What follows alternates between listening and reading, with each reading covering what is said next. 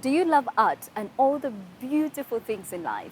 Later in today's show, we'll explore ideas for enjoying life while also helping the planet. Welcome to yet another exciting episode of Eco Africa. I am Sandra Twinobodium here in Kampala, Uganda.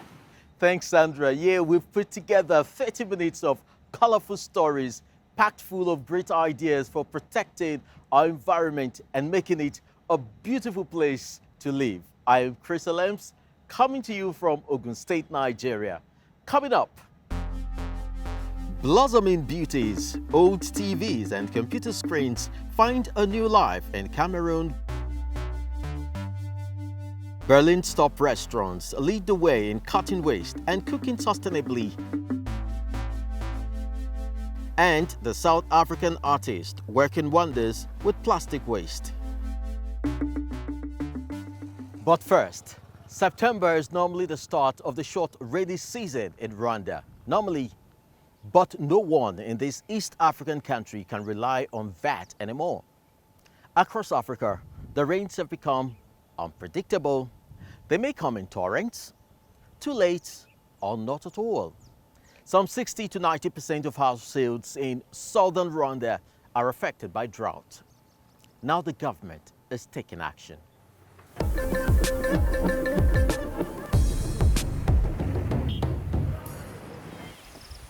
It's been a long time since the reservoir at Gakoma had enough water. This community, just over 100 kilometers south of Rwanda capital Kigali, is desperate for rain. It's a major operation for people here to access enough water for themselves and their livestock. And the precious little that's available is not clean. It's difficult to find water in this area. This water from the marsh is like gold for my animals, even though it's too dirty. The other farmers take their animals 15 kilometers from here to drink. Rwanda has been hard hit by climate change. While repeated heavy rainfalls in some parts is causing erosion, the south and east of the country are suffering from drought. In Kigali, there is growing concern about the situation. The effects of climate change towards that is that prolonged droughts, prolonged dry spells, dries up the rivers, dries up the wells, dries up the springs that were there. And that one becomes a huge challenge. In an effort to provide clean drinking water during the frequent dry spells, the government has launched a comprehensive program to dig new boreholes. The UN's International Fund for Agricultural Development is pouring around $18 million into the project. It's a huge undertaking. Depending on whether you have a clay-based soil or rock, it can take a long time to heat groundwater. So the engineers drill a test well every 100 meters to sound out the conditions. A team of experts examines the soil here in Kageyo, in eastern Rwanda. They need to decide on the right place for a borehole. Not everywhere has water available. This region, it is difficult because the water table of this area is very low. Right now we are drilling, we are on 150 meters deep there. So the water table, most of the places here, it is in deeper than 100 meters. So it is not easy to reach on that water, but it's very possible. This time, the team is lucky and finds groundwater. Local residents know sooner their worries about water will be over. Once the borehole is ready, it will serve up to 500 families and save them a lot of time.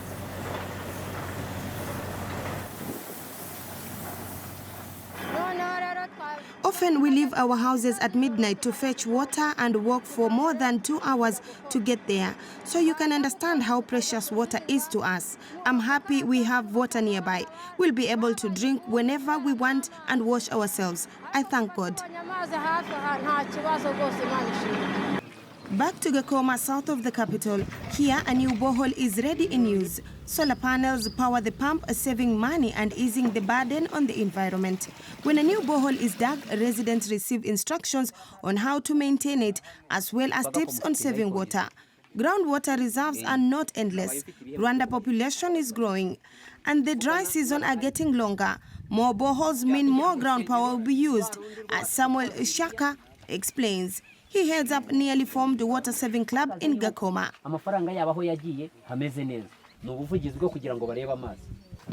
We must protect this site. How? Firstly, everyone is responsible for protecting it.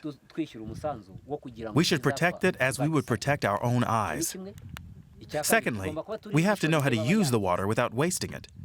It's free, and we should always use it efficiently to preserve what's left in the ground. Fresh water is now available both for the people and their livestock. In the past, many animals died because of drought or from drinking the polluted water in pools and streams. There's a remarkable change in the health of our animals. They can drink the water at any time, and they've put on weight, which is really nice. The UN says only 57% of Rwanda's rural population has access to a water supply that's within 30 minutes of their home. A number of new boreholes are now planned. But there will need to be a lot more if all residents and their livestock are to gain easier access to clean water. Everything on our planet is interlinked. Water is running short in Rwanda due in large part to climate change, which in turn is being driven by high carbon emissions in industrialized countries. Methane emissions from factory farming in Europe are also contributing to global warming. That is right, Chris. Europe is the world's third largest greenhouse gas emitter after China and the United States. Avoiding meat and imported foodstuffs would help, but it isn't a popular choice among many consumers yet. But two top restaurants in Berlin are showing less is more. Dinner is served. Then the finishing touch, all of the inside of the tomato that we took from here, we turn into a liquid. So it kind of completes the zero waste circle. And then we serve this at the table, a little bit of the tomato water on the plate. Berlin's zero-waste restaurant Freya is 100% vegan. It's one of 7 restaurants in the German capital to receive a green star from the famous Michelin Guide. The award is for sustainability in high-end cuisine. So how exactly does it manage to be zero waste? David Suchi opened Freya in 2018 with help from a crowdfunding campaign. How can we use 100% of the vegetables in the kitchen? Let's make stock out of the peel. It's how every restaurant should do it because it's a lot of flavor. We make stocks and glazes and reduce them.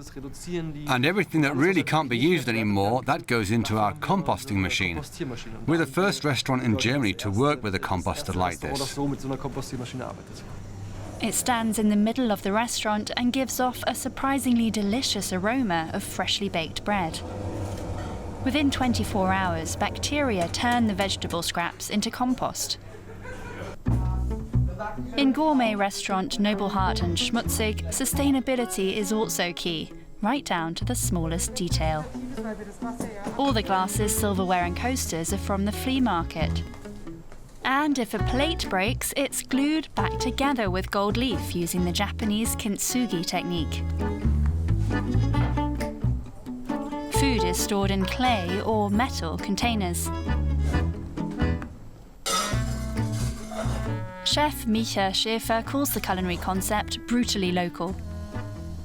All the produce comes from the Berlin area.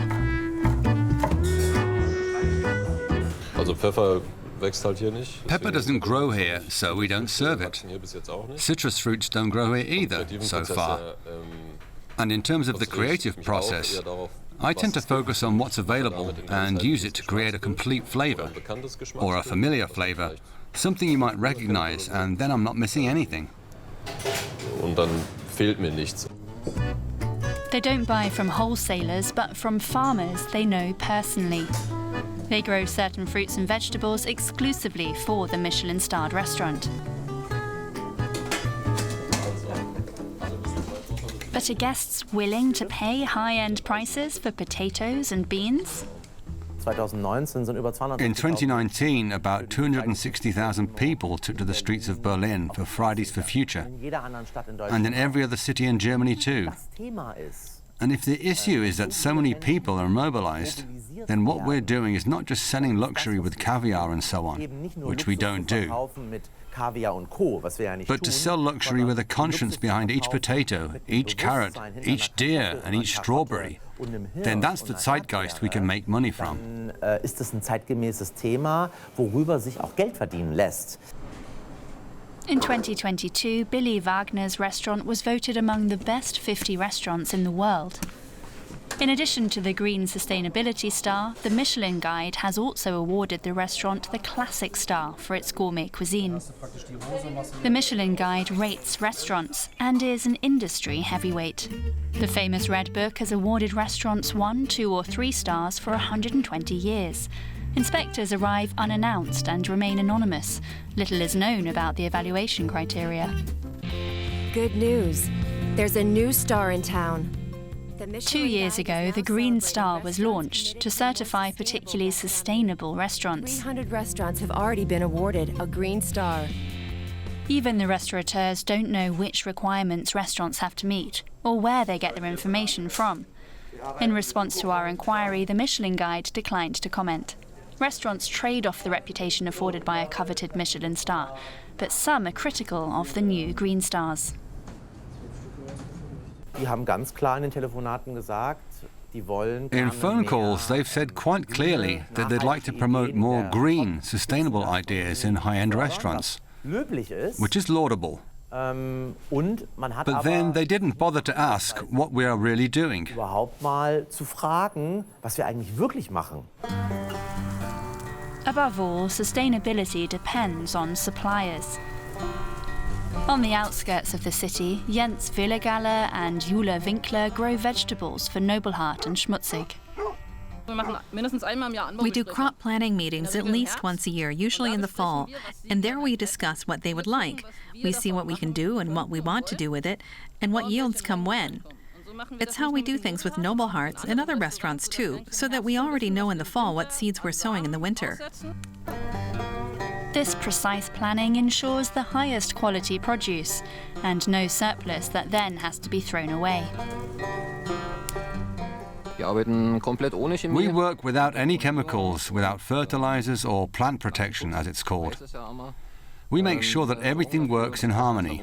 If there are aphids here, the ladybug is straight in there with its industrious larvae, and then the field is empty again in no time.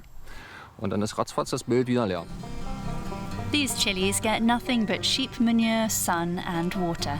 And it pays off for these farmers. Because they grow according to such strict criteria, restaurants are lining up to buy from them and are willing to pay good money.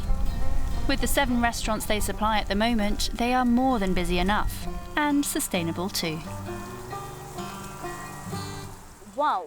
But even though individual initiatives help to reduce waste, the problem of garbage overall is far from over.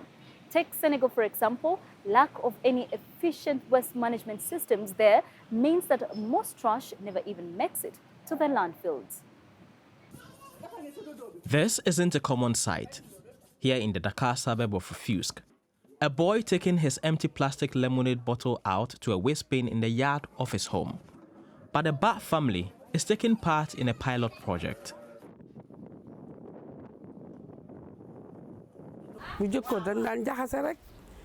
Before, we used to throw everything into the sea. We had one bin and mixed everything together and then chucked it out. It was simpler. Now we have a different bin for plastic bottles, one for cans, another for food waste, all sorted into different piles. It's straightforward and everyone here knows what to do. Besides plastic, metal and paper, the family also separates organic waste. Every 2 weeks, the city picks it all up. The project is called ZEC, Zone Écologique Communautaire, or Community Ecological Zone. Launched by the district authorities, it's the first of its kind in Senegal. Idrissa Tiao initiated ZEC in response to the worsening pollution problems in his neighborhood and along the coastline. We were mixing everything together and throwing it away if the truck didn't come. We really had to change people's mindset and get them to respect their environment, and also help with waste recovery by explaining that waste is not something bad. Waste has become a resource. En expliquant que le déchet n'est pas une calamité. Le déchet est devenu une ressource. A resource this factory in Dakar's Diamniadio industrial zone is making the most of. It sorts the plastic and processes it into plastic pellets. The factory's manager says that as the recycling industry has taken off, plastic has gone from pollutant to money maker. On a national level, we see it increasing more and more every year. And now the state is putting in place a system to better control waste management logistics and plastic waste collection. There's lots of plastic waste outside Dakar as well, but no organized system. On this morning's round, waste collectors have picked up the pre-sorted trash of 80 families. In 1 year, they've collected 2 tons of plastic and over 80 kilograms of aluminium cans. The system works here in Rufusque because the city learned from initial mistakes and now does more than simply distribute trash cans. At first, we put rubbish bins everywhere, but if you don't train people, there will always be bad people who take them for scrap metal and plastic. That's why locals have been trained. Today, you see rubbish bins in front of the houses, and they'll be there for 100 years. People now understand it's in their own interest to leave the bins where they are. However, it will be a long time before waste separation and recycling becomes the norm across Senegal. With less than half of the population benefiting from any kind of waste collection initiatives, open dumping and burning are widespread methods of getting rid of household waste. City authorities here hope their project will set an example because the benefits are so obvious. There's no waste here by the sea now. You'll see it in other places where there's been no support, no ZEC. That's why we want to replicate the ZEC of Tualen everywhere in Rufusque and export it to other regions of Senegal. That's a pretty ambitious goal. Senegal's cities generate 9,000 tons of waste every day, and the volume continues to rise.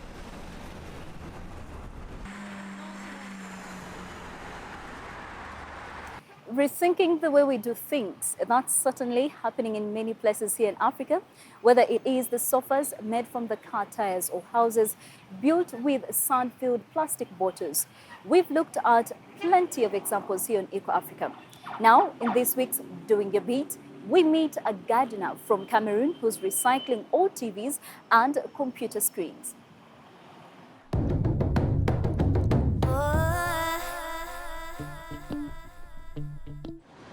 This sprawling metropolis is Douala, Cameroon's largest city. It would be a grim expanse of concrete and garbage if it weren't for people like Honoré Bakop and his open-air flower shop. The plants add colour to the neighbourhood and also help reduce rubbish. Among the more interesting pots are recycled TV and computer casings. This has a really nice design. It's also really solid and can hold back large roots. It wouldn't be easy for the roots to break through this. Sometimes the florist discovers usable materials on his own. And sometimes a local repair shop drops off parts of appliances or devices that can't be fixed. As you can see, my shop is tiny, less than 3 square meters. If we don't get rid of things, we wouldn't have room to move around.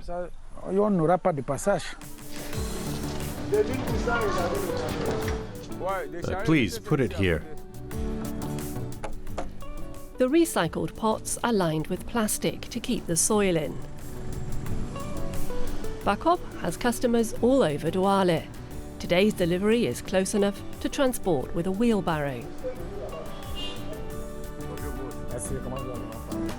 Honoré Bakop sells plants in the unconventional pots for the same price as his other merchandise, the equivalent of around €16. But as he says, nice things have their value. And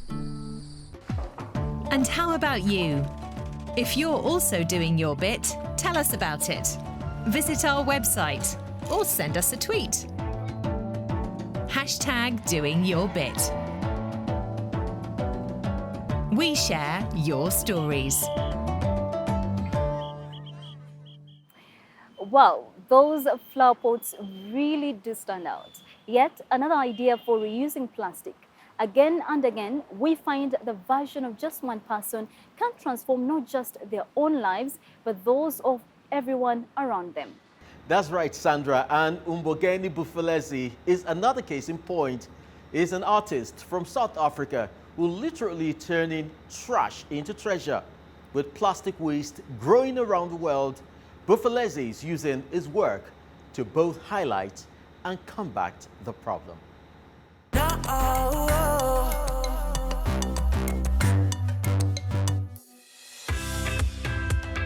The message in my art is very simple.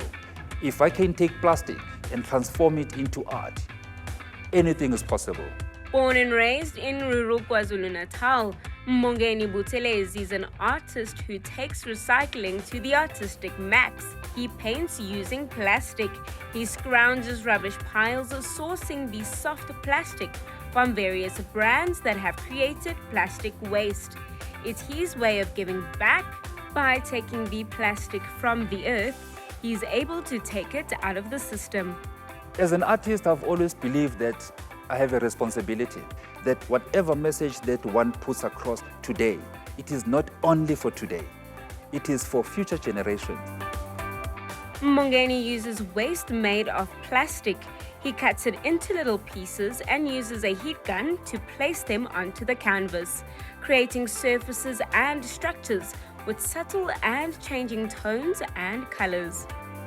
I'm currently standing on my paints, a very, very useful resource to me, which is rubbish to other people out there. And, it actually extends the idea of reusing whatever that we have instead of producing more.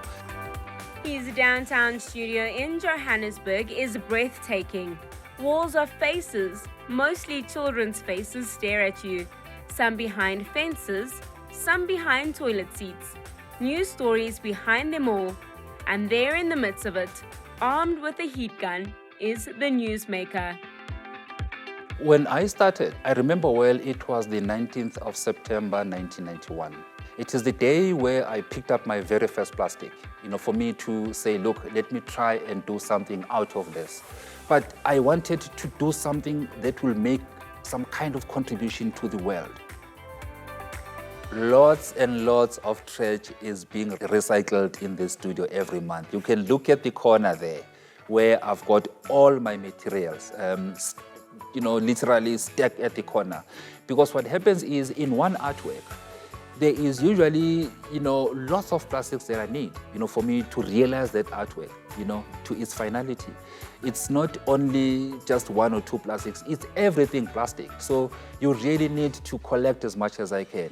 That's why we are doing that on a daily basis, to make sure that we bring in as much material as possible to the studio. My pieces are displayed in so many places. Many museums have got my artworks in South Africa and overseas, particularly in Germany and the US. Through his work, Buthelezi wants to mediate and communicate hope. He's convinced that seeing his works and his history, people are able to realize that in South Africa, there are many opportunities too, and that it is possible to create a better life and a career out of nothing. Making art would enable people to change their lives and contribute something positive to the world. The point that one is trying to drive home here is that the amount of plastic that is floating in the ocean, it is like an island, where we are a problem. Because we are the ones who actually created the mess that we see in our oceans today. So I think somehow, let's stand up. Let us stand up and do something. And remember, it is not only about me alone as an artist creating art, but it is also for other people to see opportunities. And if I can transform plastics into art, you can do anything. What an inspiring artist. I'm not going to forget his pictures in a hurry. That brings us to the end of today's show. I hope you liked it. I'm Chris Alems in Ogun State, Nigeria. See you next week. And in the meantime, do check out all our social media channels for more on Eco Africa. I am Sandra Twinovidio signing off from Kampala here in Uganda, and we'll be looking forward to seeing you again next week, same time. Thank you for watching.